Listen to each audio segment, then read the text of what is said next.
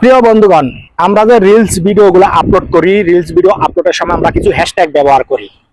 তবে ফেসবুক একটা আপডেট করেছে হ্যাশট্যাগ সম্পর্কে কয়টা হ্যাশট্যাগ ব্যবহার করা যাবে। কিন্তু দেখেন, আমার এক বোন তার ভিডিওতে 38টা হ্যাশট্যাগ ব্যবহার করেছে, তার রিলস ভিডিওতে 38টা হ্যাশট্যাগ ব্যবহার করেছে। আপনি কি বুঝলেন?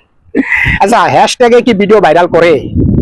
হ্যাঁ, ম্যাটার কিছুটা করে, কিন্তু এতগুলো হ্যাশট্যাগ ব্যবহার করলে কি আপনার ভিডিওটা ভাইরাল হবে? আপনি বলতে পারেন না, ভাইরাল হবে না, বরং আপনার এই ভিডিওতে কপিরাইট চলে আসতে পারে, হ্যাশট্যাগ কপিরাইট চলে আসতে পারে।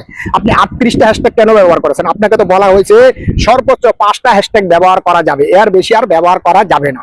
তো এই যে আমার এই বোন 38টা হ্যাশট্যাগ ব্যবহার করেছে, সে কোন হিসাবে হ্যাশট্যাগ ব্যবহার করেছে? আমার মনে হয় আমার এই ফেসবুক প্ল্যাটফর্মে কাজ করার যতদিন বয়স হয়েছে, এই বয়সে মনে আমি দেখতে পেয়েছি সর্বোচ্চ হ্যাশট্যাগ এটা। না হলে এত হ্যাশট্যাগ কোনো মানুষ ব্যবহার করতে পারে না। আসলে তার মাথা মনে হয় গেছে, কারণ ফেসবুকে কন্টেন্ট মনিটাইজেশন ডেটা পাওয়ার চিন্তা তার মাথাটা মনে হয় শেষ। এই কারণে সে কি করেছে, 38টা হ্যাশট্যাগ ব্যবহার করেছে। আবার তার এত হ্যাশট্যাগ ব্যবহার করবেন না আপনারা। রিলস ভিডিও হোক আর লং ভিডিও হোক, সর্বোচ্চ 5টা হ্যাশট্যাগ ব্যবহার করবেন, এর বেশি আর হ্যাশট্যাগ ব্যবহার করা যাবে না, কারণ ফেসবুক এটা আপডেট করে দিয়েছে আগে। এটা অথচ আপনারা আপডেট দিয়ে খেয়াল করেন না, আপনারা যেভাবে খুশি এইভাবে কাজ করেন। তো কন্টেন্ট মনিটাইজেশন ডেটা কিভাবে পাবেন?